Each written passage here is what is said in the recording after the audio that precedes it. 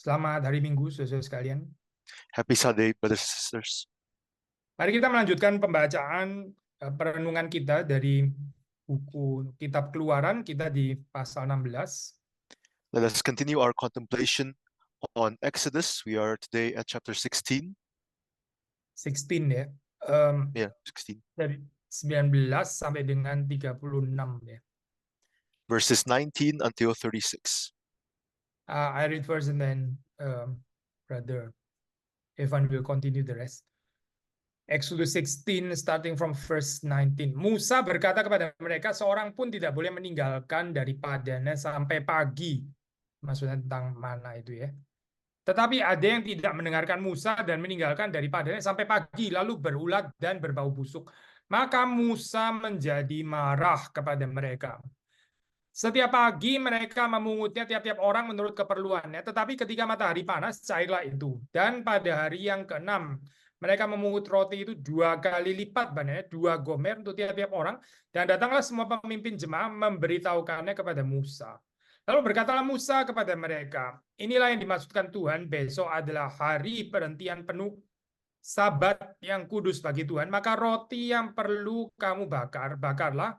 Dan apa yang kamu perlu masak, masaklah. Dan segala kelebihannya, biarkanlah di tempatnya untuk disimpan sampai pagi. Mereka membiarkannya di tempatnya sampai keesokan harinya, seperti yang diberitakan Musa, lalu tidaklah berbau busuk dan tidak ada ulat di dalamnya. Selanjutnya kata Musa, makanlah itu pada hari ini, sebab hari ini adalah Sabat untuk Tuhan. Pada hari ini tidaklah kamu mendapatnya di padang. 6 hari lamanya kamu memungut, tetapi pada hari yang ke-7 ada Sabat, maka roti itu tidak ada pada hari itu. Tetapi ketika pada hari ke-7 ada dari bangsa itu yang keluar memungutnya, tidaklah mereka mendapatnya. Sebab itu Tuhan berfirman kepada Musa, berapa lama lagi kamu menolak mengikuti segala perintahku dan hukumku? Perhatikanlah, Tuhan telah memberikan Sabat itu kepadamu. Itulah sebabnya pada hari ke-6 Ia memberikan kepadamu roti untuk 2 hari. Tinggallah kamu di tempatmu masing-masing, seorang pun tidak boleh keluar dari tempatnya pada hari ke-7 itu. Lalu beristilahlah bangsa itu pada hari ke-7. Umat Israel menyebutkan namanya mana. Warnanya putih seperti ketumbar dan rasanya seperti rasa kue madu. Now you may continue the rest, 32 to 36. Moses said, "This is what the Lord has commanded. Let an omer of it be kept throughout your generations, so that they may see the bread with which I fed you in the wilderness, when I brought you out of the land of Egypt." And Moses said to Aaron, "Take a jar and put an omer of manna in it, and place it before the Lord to be kept throughout your generations." As the Lord commanded Moses, so Aaron placed it before the testimony to be kept. The people of Israel ate the manna 40 years, till they came to a habitable land. They ate the manna till they came to the border of the land of Canaan. An omer is the 10th part of an ephah. Ya, mari kita masuk di dalam doa, kita minta pertolongan Tuhan. Let us pray, let us ask for the grace of God. Bapa dalam surga, berkati untuk perenungan pada hari ini. Father in heaven, please bless our contemplation for today. Berkati hamba-Mu, berkati juga saudara Evan yang menerjemahkan. Please bless your servant and please bless your translator. Berkati kami semua yang merenungkan bersama-sama. Please bless each and every one of us contemplating, O Lord. Di dalam nama Tuhan Yesus Kristus kami berdoa. In Jesus' name we pray and give thanks. Amin. Amen. Ya, saudara, ini adalah second half ya dari chapter yang sama. This is the second half of the same chapter. Ya, pasal 16, 1 sampai 18 roughly kita sudah bahas sekarang di ini ya, bagian yang kedua. We've discussed roughly chapter 16 verses 1 until 18, and this is now the second part. Ya, kita memberi judul ini ya, mana dan Sabat. So ini ada kata atau food and Sabat. We gave the title Food and Sabbath. Kita sudah membahas di bagian khotbah yang sebelumnya, itu kita melihat klimaks dari teologi mana ini ada pada Lord's Supper. And we discussed in the last part of this chapter that the climax of the topic of manna was found in the Last Supper. Lord's Supper, di situ kita juga menerima pemberian Tuhan ya, pemberian Tuhan melalui something yang physical, natural, ordinary, yaitu bread and wine. In the Lord's Supper, we also receive something that's out of the ordinary and natural state, which is bread and wine. Kita nggak melihat bread and wine itu sebagai sesuatu yang kita produce, tapi pemberian Tuhan, yet melalui nature. We don't see bread and wine as something that we produce, but we find it as something that God has given us. Nah, sekarang kita melanjutkan di dalam second half ini ya. Kita bisa melihat bahwa dengan Tuhan memberikan berkatnya kepada kita, itu ada responsibilities, ada tanggung jawab yang come with the gift. In this second half, we see that when God gives us His blessings and His grace, it also comes with responsibility on our part. Ya, responsibility termasuk adalah menaati apa yang diperintahkan Tuhan. The responsibility also includes obeying what God has commanded us. So, waktu kita bicara tentang Tuhan memberikan firman, ya kadang bisa ada perspektif rather paranoid gitu ya, paranoid. When we talk about God giving us His word, there's also a perspective of us being paranoid. Paranoid di dalam pengertian hidup ini jadi nggak bebas, mesti diatur-atur Tuhan. Paranoid in the sense that we feel that our life isn't free anymore, that we are being commanded and ordered around by God. Makanya ada orang terus kemudian berpikir, oh itu religion itu is a kind of bondage. And so people think that religion is some kind of bondage. Makanya nggak percaya Tuhan itu lebih ada freedom tuh. Finally I'm free gitu, without religious commandment gitu. And they think that because they're not religious, they're not tied down or bonded into this religious commandment. Apa yang salah dengan pemikiran seperti ini? What's wrong with this way of thought? Ya, karena itu tadi ya, berpikir secara negatif. Pikir Tuhan itu waktu memberikan commandment itu untuk menekan. Because they think that God gives commandments to suppress or to oppress the people. Ada commandment itu diberikan itu for our own good ya, untuk our well-being. Whereas commandments are given for our own good, for our well-being. Termasuk juga di sini ya, divine will, bahwa manusia itu perlu berhenti pada hari Sabat, hari yang ke-7. Including here the commandment of God that man has to stop and rest during the Sabbath. So, manusia itu perlu berhenti pada hari yang ke-7. Humans need to stop and rest during the seventh day. Tuhan itu menyediakan satu hari yang khusus manusia itu boleh beristirahat. God has provided a day in which humans can rest. Ya, tetapi again dari perspektif paranoid ya, kita mungkin bisa melihatnya dari bagaimana anak kecil berespons misalnya. But again, from the perspective of being paranoid, we can also see how children respond.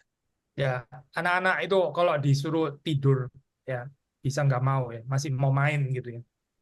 When children are told to go to bed, they don't want to do that because they still want to play around. Ya, mereka pikir go to bed, pergi tidur itu adalah satu keharusan, kewajiban itu, even torture gitu ya. They think going to bed is something that they have to obey, a commandment or maybe even torture. Ya memang sih itu commandment gitu, tapi ini commandment yang perlu ya untuk their well-being. It is a commandment, but it is a commandment that's necessary for their well-being. Iya, tapi kita seringkali waktu berhadapan dengan commandment, kita sudah lihat, wah ini kita ditekan gitu. But most of the times when we are in front of a commandment, we think that we're being oppressed. Ya, kita nggak melihat itu sebagai sesuatu yang membebaskan kita ya. We don't see it as something that's actually freeing us. Kita melihat commandment itu sebagai apa ya, kategori has to do, you have to do gitu ya. Akhirnya kita nggak melihat keindahannya justru gitu dari commandment itu. When we see commandments as some things that we have to do these things, that we can't see the beauty of these commandments. Ya, sekali lagi ya, I think ilustrasi anak kecil tuh ya, cukup menjelaskan harusnya. Once again, I think the illustration of children is pretty explanatory. Makanya saya kalau orang dewasa ya nggak mengerti poin ini ya, dikasih satu hari untuk rest tapi nggak mau rest gitu ya. Actually ya childish kan sebetulnya, childish gitu. Sama. And so if adults are given this commandment to rest on the seventh day, but they rebel and they don't want to, it's actually childish. Sekali lagi saya mengutip kalimat bagaimana Yesus menafsir ini ya, Pak, di dalam pencobaan itu ya, di dalam peristiwa pencobaan yang dia alami. Once again, quoting Jesus as he was being tempted. Dia mengatakan manusia itu bukan hidup dari roti saja, He says that man does not live on bread alone, tetapi juga dari firman yang keluar dari mulut Allah, by the word of God. but by the word of God. Ya, ini ya saya, Sabat ini ya. Sabat ini apa sih? What is the Sabbath, brothers and sisters? Sabat itu bukan mengatakan bahwa saudara nggak boleh makan, saudara nggak perlu kebutuhan fisik. Sabat nggak ngomong itu. Sabbath does not indicate that we don't need physical attributes, that we don't have to eat or drink. Tapi Sabat itu mengatakan bahwa kita itu bukan hanya memerlukan physical need, tapi kita juga perlu spiritual need, yaitu the word of God itu. But Sabbath states that it's not just that we need physical things, we also need spiritual things. Ada bahaya ya, saya. Waktu kita nggak mau berhenti daripada pekerjaan kita, There's a danger when we don't want to stop doing the work that we do. akhirnya yang kita lihat di dalam hidup ini hanya melulu physical need, bukan spiritual need. Gitu. In the end, it leads us to only looking at things physically, our physical needs, and not our spiritual needs. Lebih celakanya adalah kita melihat ini physical needs ini adalah yang ya itulah semuanya yang kita perlu dalam hidup ya, yaitu cuma physical need. Gitu. Even more dangerous is adopting this perspective that these physical needs are everything, and that's all that we need out of life. Lalu spiritual need kita ya, sense of spiritual need makin lama juga makin decreasing, kita makin nggak ada sensitivity gitu. And our spiritual needs and our sensitivity towards those spiritual needs decrease over time. Sekali lagi ya, waktu Tuhan memberikan kepada kita Sabat hari untuk resting, itu sebetulnya itu demi kebaikan kita. Once again, when God gives us a day, the day of Sabbath to rest, it is for our own good. Atau generally when God gives the law, ya itu juga adalah ya untuk our well-being.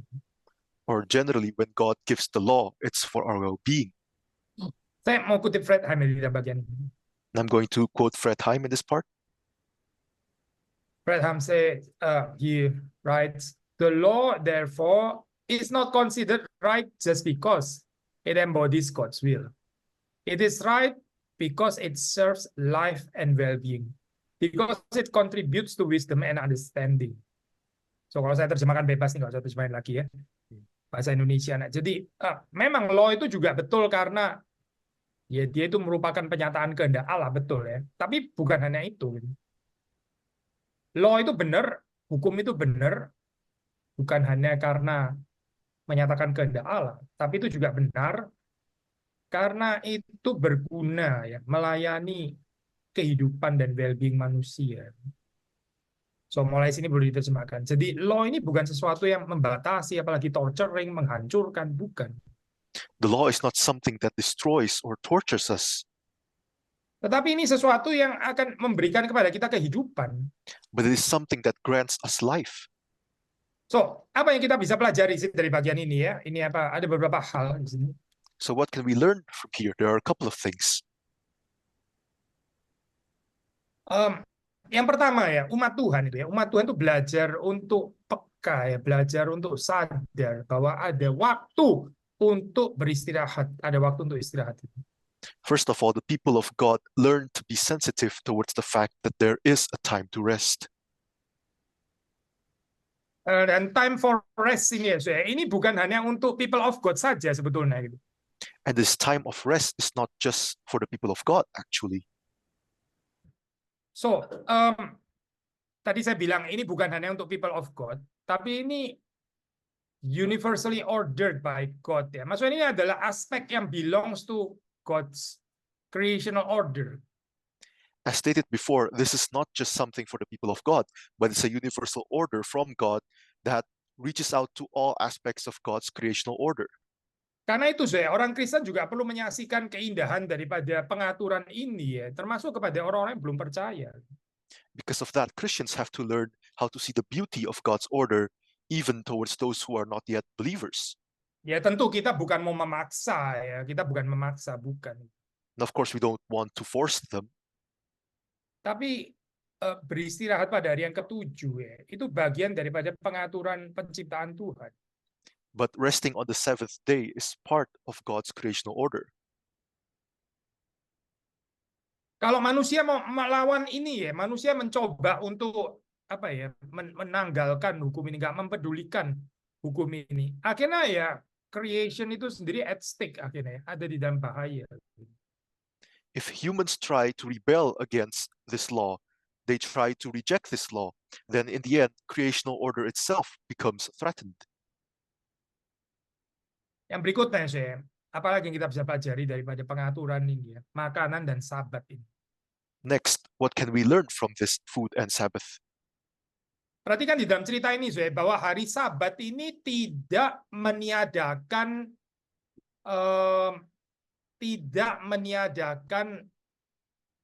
kebutuhan sehari-hari yang tetap diperlukan itu ya oleh umat Israel. Pay attention that this law of the Sabbath does not neglect the needs of the Israelites day to day. Ya, atau di dalam bahasa Fredheim dia bilang, ini a time for rest, yes, it's a time for rest, but not at the expense of daily needs, not at the expense of daily needs. Jadi tetap ya, Tuhan itu tetap memperhatikan our daily needs kok, despite time for rest ini. And so here we see that God still pays attention to our daily needs despite this time of rest. Ya, makanya di situ Tuhan mengatur ya, perlu ada penyediaan yang double ya di hari sebelumnya, diminta untuk mengumpulkan double untuk hari Sabat itu. And so God decreed that the Israelites had to collect the manna for the next day as well, for the day of Sabbath. Tuhan nggak mengatakan ya sudahlah pada hari Sabat nggak usah makan lah gitu, maksudnya cukup dengar firman Tuhan aja misalnya begitu ya, nggak usah makan lagi. Bukan sih, bukan itu pengaturannya. God did not say that, you know what, you don't have to eat during the Sabbath day, just listen to the word of God. That's not his decree. Jadi dengan kata lain ya, saya ini Sabat ini bukan dibikin oleh Tuhan menjadi a kind of, let's say, sistem opresif yang baru gitu ya. Bukan, ini bukan sistem opresif, bukan gitu. In other words, Sabbath wasn't decreed by God to become a new system of oppression. It's not a system of oppression. Ya, sistem opresifnya itu sudah lewat ya. Bondage itu kan di Mesir, itu sudah masa lampaunya Israel gitu. The system of oppression, bondage, was found in Egypt, and that's in the Israelites' past. Justru saya kalau kita mau bilang tentang oppression, typical of oppression apa saya? Nggak dikasih rest kan, betul kan ya? Itu situation of non-rest. Ya itu opresif itu. If we want to talk about oppression, what can we see as oppression? A time where there's no time to rest. That's oppression. So, di dalam kehidupan ini ya, kalau saudara dan saya sampai nggak bisa ngasuh, nggak ada waktu untuk rest ya, saudara sangat mungkin berada di dalam oppressive system itu.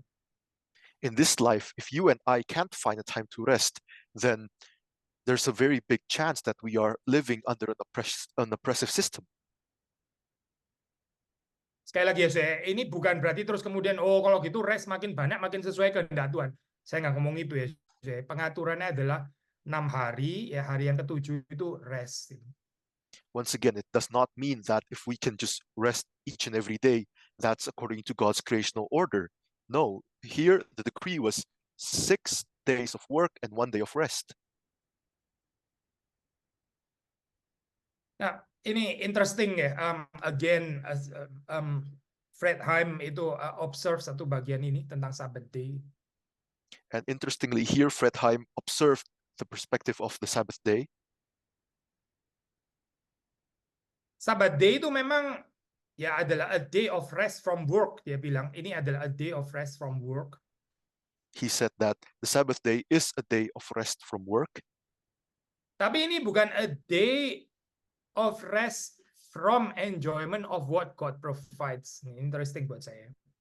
But this is not a day of rest from enjoying God. From enjoying what God provides, from enjoyment of what God provides. saudara dan saya bisa tetap menerima kok, menikmati berkat Tuhan yang dikumpulkan satu hari sebelumnya itu. You and I, we still can enjoy the gifts of God that we can collect that one day before. Tapi satu hari itu memang di-consecrated ya, supaya orang Israel itu boleh beribadah kepada Tuhan, lalu terus menjadi lebih sensitif akan ya their spiritual need. But that one day, the day of Sabbath, is consecrated so that the Israelites can worship God on that day and they can have the sensitivity of their spiritual needs met. Seorang teolog ya, dia mengatakan tentang ini ya, istilah discipline of dailiness di dalam cerita ini. A theologian, he talked about the discipline of dailiness in this Ya, regarding Burns. this topic. Ya, Burns namanya ya, Burns. Talk about discipline of dailiness. Apa itu artinya? What does that mean? Nah, ini saya pikir kita bisa mengaitkan dengan doa Bapa kami ya. Kalau sudah baca di kitab Matius 6 misalnya. I think we can relate this to the Lord's Prayer if we see Matthew chapter 6. Ya, di situ kan, berikanlah kami pada hari ini makanan kami yang secukupnya. Give us today our daily bread, ya, our daily bread. It says there, give us this day our daily bread. Ya, ini namanya discipline of dailiness ya. This is what is meant by discipline of dailiness. Ya, one day at a time, one day at a time ya. Ini ya cukup tuh satu hari ya, satu hari. One day at a time. There's sufficiency for each day. Ya, kita diminta untuk tidak khawatir, ya. Kita diminta untuk nggak apa ya saya Pak. Ya ini nggak ada disiplin of dailiness ya, karena kita terlalu khawatir, terlalu serakah, dan terlalu ketakutan, terlalu insecure, dan seterusnya, dan seterusnya. Perhaps we don't have this discipline of dailiness because we worry too much. We worry of what may come of the next day. We're scared of it. Kalau sudah bandingkan misalnya dengan cerita Lukas ya, Lukas pasal 12. If we compare it to the story in Luke chapter 12. Coba kita baca bagian ini sedikit saja, saya. Kita coba kontraskan dengan doa Bapa kami ya. Let's read this story, Luke chapter 12, and we contrast it with the Lord's Prayer. Saya baca satu ayat saja, saya, itu ayat 18. Sudah tahu sih cerita ini ya. I'm going to read verse 18, and I assume we know the story. Lalu kata orang kaya ini ya. Inilah yang akan aku perbuat, aku akan merombak lumbung-lumbungku dan aku akan mendirikan yang lebih besar dan aku akan menyimpan di dalamnya segala gandum dan barang-barangku. And he said, this is talking about the rich fool. The rich fool said, I will do this. I will tear down my barns and build larger ones, and there I will store all my grain and my goods. Ya. Apa sih sebenarnya yang salah dengan building larger and larger barns? Apa yang nggak boleh gitu? Masa kita orang Kristen nggak boleh menabung gitu? Nggak boleh invest atau nggak boleh mengumpulkan gitu? Apa di situ ya poinnya? What's wrong with building larger barns? Are we as Christians commanded not to invest, not to save? What's wrong with that point? Bukan di sana, so kita tahu bukan di situ kan ya.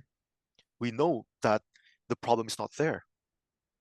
Tetapi ya itu bahwa kadang atau bahkan sering kali ya, waktu orang mau build larger and larger barns itu apa sih? Itu at the expense of discipline of dailiness itu tadi. Dia merasa dengan melakukan ini nggak perlu lagi bergantung kepada Tuhan ya, karena dia punya security untuk ya nggak tahu berapa tahun ke depan gitu. The problem is that when we build larger and larger barns, we neglect or we don't even see this discipline of dailiness anymore because we think we don't need God's grace anymore. That suffices us each and every day. We have our own investments, we have our own savings. Ada keindahan saya hidup yang setiap hari bergantung pada Tuhan. There's a beauty in the life that depends on God each and every day. Itu berarti setiap hari kita relate again and again with God. It means that every day we relate again and again with God. Tetapi kalau kita diberikan berkat yang ya kita nggak perlu bergantung lagi pada Tuhan, cukup untuk 1 tahun atau bahkan 12 tahun gitu misalnya. But if we are given a blessing by God that enables us to no longer be dependent upon God for 1 or maybe even 12 years. Mungkin kita juga akan datang kepada Tuhan 12 tahun sekali gitu ya, atau 1 tahun sekali gitu at least. Maybe we'll just come before God annually, yearly, or maybe even once every 12 years. Makanya saya ini ya, again to quote Burns, discipline of dailiness ini penting ya untuk orang percaya. And therefore, to quote Burns once more, this discipline of dailiness is very important for believers. Fredheim bahkan mengaitkan ini ya, ke kesukaan untuk building larger and larger barns ini yang membuat gudang yang akhirnya membuat orang nggak bergantung lagi kepada Tuhan itu dengan sin of covetousness ya, the coveting commandment ya, sin of covetousness, dosa mengingini ya, saya mengingini. Fredheim even connected this desire to build larger and larger barns with the sin of covetousness. Ya, orang itu jadi serakah, ya. Bukan nggak boleh mengingini, tapi mengingini yang sebetulnya itu bukan porsinya. Gitu. Because you become greedy when you do this, not that you want more, and not just that you want more and more, but you want something that's not your portion. Ya, dan mengingini apa yang bukan menjadi bagian kita, akhirnya terus kemudian kita jadi ya nggak lagi mempedulikan Tuhan. And wanting something that's not your share makes you not want God anymore. Waktu membaca di dalam cerita ini ya, saudara membaca di situ bahwa baik ya Allah juga Musa ya, itu marah ya dengan sikap orang Israel yang nggak mau mendengarkan ini. But when we see in this story, God as well as Moses, they were both angry towards the Israelites who don't want to listen to God anymore. Ya, saudara bisa baca di ayat ke 20 ya, ayat 28. We can read in verse 20 and verse 28. 28 misalnya saya baca ya, 28. Sebab itu Tuhan berfirman kepada Musa, berapa lama lagi kamu menolak mengikuti segala perintahku dan hukumku? Ya. And verse 28 here it says, and the Lord said to Moses, how long will you refuse to keep my commandments and my laws? Kenapa Tuhan murka ya di sini ya? Why was the Lord angry here? Nah ini ya, saudara mesti mengerti ini again di dalam konteks theology of creation. And we have to understand this in the context of the theology of creation. Ini waktu orang Israel umat tebusan Tuhan ini disobey God's commandment. When the Israelites, as the chosen people of God, disobeyed God's commandments. Ini selalu ada efeknya terhadap the new creation yang diberikan baru oleh Tuhan. Ada efek. There's always an effect towards the new creation that God has given. Kan Tuhan di sini membentuk satu new community, ya, memberikan new possibilities untuk umat yang ditebus dikeluarkan dari bondage ini. Here God is building a new community and making opportunities so that the people can be freed from their bondage. Dan Tuhan itu punya kerinduan untuk memberikan the best possible life untuk umat. And God desires to give the best possible life for his people. Tetapi waktu umat Tuhan nggak taat kepada pengaturan, ini seperti kind of undoing God's new creation. Akhirnya jadi damaging, ya, merusak apa yang sudah dimulai, di start by God Himself. But when God's people disobey his commandments, it's as if they're undoing the new creation. And in the end, it damages the work of God that God started himself. Makanya saya di dalam hal ini ya, ini ketaatan kepada hukum-hukum pengaturan Tuhan ini crucial untuk the new community. And so in this sense, it is crucial for the new community to obey the commandments of God. Terakhir, mungkin kita juga bisa menyoroti satu bagian yang menarik di dalam cerita ini. Last of all, we can turn our attention to an interesting part in this story. Yaitu di ayat 33 di situ ya, 33, 34. Which is found in verses 33 and 34.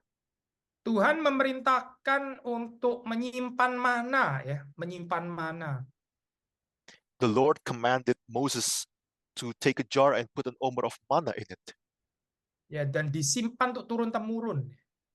and to place it before the Lord to be kept throughout the generations. Ya. Ini untuk apa ya? Saya disimpan untuk turun-temurun untuk keturunan yang berikutnya gitu ya.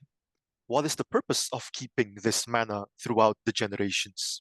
Yaitu supaya umat Tuhan ini boleh mengingat ya, bagaimana Tuhan memelihara mereka di padang gurun. It is so that the people of God may remember how God provided for them in Nah, the desert. penting ya saya ini urusan memori ini penting. This is crucial, this point of memory. Ada peperangan memori saya ini memory war ya di dalam kehidupan ini gitu. In this life, there is a memory war that's taking place. Ada memori yang jahat ya, memori yang evil yang perlu digantikan dengan memori yang diberikan Tuhan. There is an evil memory that needs to be replaced by the memory given by God. Memori yang jahat itu memori apa sih saya? What is this evil memory, brothers and sisters? Nah, ini coba kita baca ya. Ini ayat 3 ya, keluar balik lagi ya ke minggu lalu sebetulnya. 16 ayat 3. We return to last week's discussion, chapter 16, verse 3. Saya baca ya. Kalau kami mati tadinya di tanah Mesir oleh tangan Tuhan ketika kami duduk menghadapi kuali berisi daging dan makan roti sampai kenyang. Ya ini evil memory saya. The evil memory is found here. Would that we had died by the hand of the Lord in the land of Egypt, when we sat by the meat pots and ate bread to the full. Nah, ini perlu digantikan dengan memori yang diberikan oleh Tuhan, yaitu memori mana yang disediakan oleh Tuhan. Makanya disimpan untuk bergenerasi ya, dari generasi ke generasi supaya menggantikan evil memory itu yang di Mesir itu.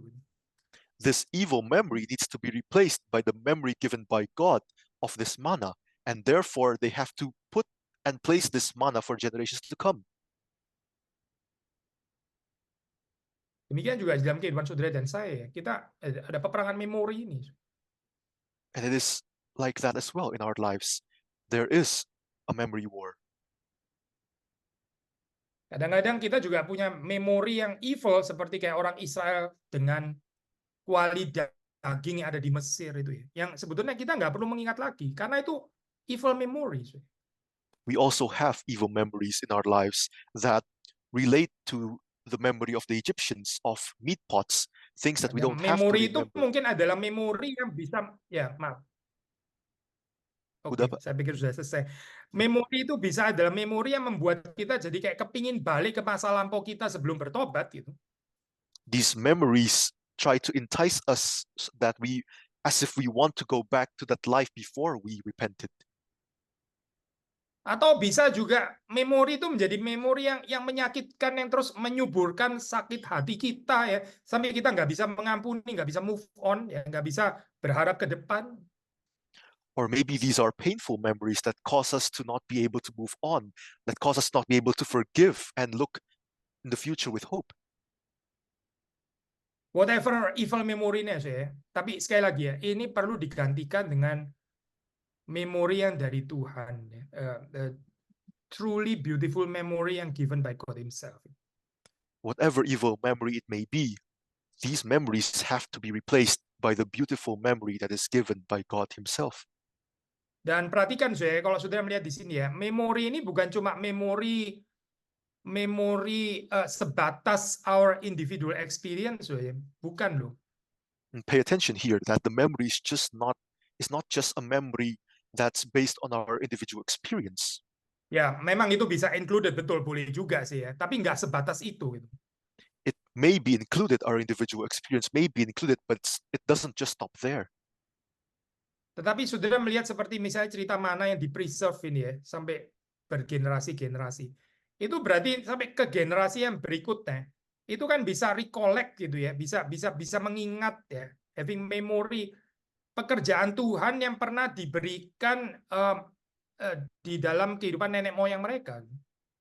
And if we see with the story of the preservation of the manna here, we can see that it's meant so that the next generations would be able to recollect the memory of how God provided for their ancestors. Makanya saudara dan saya juga perlu belajar sejarah gereja ya, saya bagaimana Tuhan bekerja di masa lampau gitu. And so you and I, we have to also learn the story or the history of the church, how God works in times past. Ya, saudara perlu mengetahui bagaimana Tuhan bekerja di Swedia, di Swiss, di Jerman pada masa lampau. We have to know how God worked in Sweden, in Switzerland, in Germany in times past. Kita nggak bisa hanya mengisi diri kita dengan memori-memori sebatas our individual experience, itu kurang rich. We can't just fill ourselves with memories of our individual experiences. It's not rich enough. Tapi kita perlu menimba dari bagaimana Tuhan bekerja di dalam masa lampau, ya. Orang-orang yang sudah mendahului kita, gitu. Seperti cerita Mana ini. But we have to draw from the well of how God worked through people before us. Dari situ ya, kehidupan kita akan diperkaya, kita akan diberkati, kita akan didorong untuk semakin mencintai Tuhan dan pekerjaannya. And through that, we will be driven, we will be motivated to love God more and love His work. Kiranya Tuhan memberkati kita semua. May God bless us all. Mari kita masuk dalam doa. Let us enter into prayer. Ya, Saudara Ivan bisa menutup di dalam doa. Let us pray. Father in heaven, we are grateful, O Lord, that you have given us the opportunity to listen to your word once again. And we ask, Lord, that just like the Israelites, you may replace our memories, Lord, our evil and bad memories that entice us to go back to the life we knew before we met you, Lord. Help us so that we may enjoy the life that you have given us, enjoy the blessings and the graces of God, and above all, we may enjoy you alone, O Lord, and the work that you are doing. We thank you and we surrender our lives into your hands. In Jesus' name we pray and give thanks. Amen.